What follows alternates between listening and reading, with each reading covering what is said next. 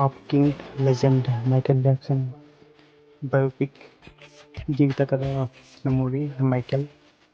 Michael అన్న కొడుకు Jafar Jackson ఇందులో హీరోగా నటించారు.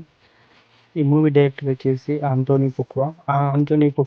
ఇంతకుముందు ప్రీవియస్ సౌత్ పా, షూటర్, ఈక్వలైజర్ వంటి మూవీస్ని తీశాడు. ఈ మూవీ April 24 రిలీజ్ అయింది. ఈ మూవీ ఎలా ఉందో చూద్దాం ఒకసారి.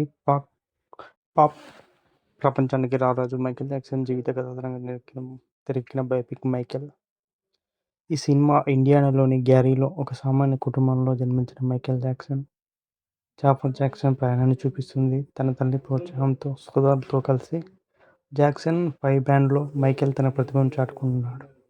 అయితే తన తండ్రి జోసెఫ్ జాక్సన్ కఠినమైన ప్రవర్తన మైకేల్ను మానసిక వేదనకు గురి చేస్తుంది. ఆ భయం నీటిలోనే సోలో కెరీర్ని ప్రారంభించి అంతర్జాతీయ స్థాయికి ఎలా ఎదిగాడో, తన బాల్యాన్ని వెతుక్కుంటూ అతను నిర్మించుకున్న నెవర్లాండ్ వెనుక ఏంటి స్టోరీ అనేది ఈ మూవీ కథ.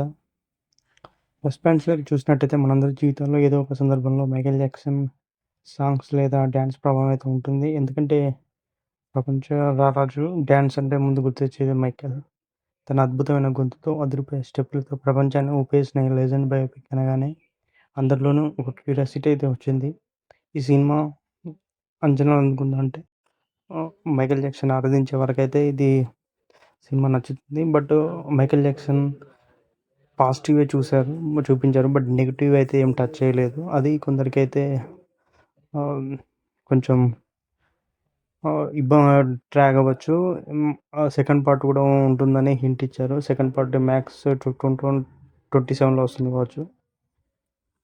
అలాగే జాఫర్ జాక్సన్ అయితే సేమ్ మైకేల్ జాక్సన్ తరహాలోనే డ్యాన్స్ అయినా ఇవైనా చాలా ప్లస్ అయింది. మైకేల్ జాక్సన్ బాల్యం తన తండ్రి వల్ల ఎంత ఇబ్బందిగా సాగిందో అందుకు ఎమోషనల్గా చూపించాడు. తండ్రి నుండి ఎదుర్కొనే శారీరక, మానసిక వేధింపుల కారణంగా మైకేల్ తన పోగొట్టుకున్న బాల్యాన్ని వెతుక్కుంటూ నెవర్లాండ్ అనే ఒక కళల ప్రపంచాన్ని ఎలా సృష్టించుకున్నాడో చూపించిన విధానం అయితే ప్రేక్షకులను ఎమోషనల్గా కనెక్ట్ చేస్తుంది. ఒక కాన్సర్ట్ సమయంలో తన తండ్రిని తన మనసులోని మాటను ధైర్యంగా చెప్పే సినిమాకి హైలైట్. జాఫర్ జాక్సన్ డెబ్యూ మూవీతోనే అవార్డు విన్నింగ్ పర్ఫార్మెన్స్ అయితే ఇచ్చాడు. Michael Jackson body language, mannerisms అచ్చుగుద్దినట్టు దింపేశాడు. అంతేకాకుండా ఈ మూవీ ఇప్పటివరకైతే మన ఇండియన్ కరెన్సీలో 4,000 crores కలెక్షన్స్ని అయితే బీట్ చేసింది. అక్కడక్కడ డ్రాబ్యాక్స్ అంటే సాధారణంగా ఇందులో మైనస్ అయితే చూపెట్టలేదు. ఓన్లీ పాజిటివ్ కోణాలనే తీసుకున్నారు. ఇంకా సెకండ్ అయితే ఉందంటున్నారు, చూడాలి. సినిమా ప్రారంభంలో కొంత నెమ్మదిగా సాగుతుంది.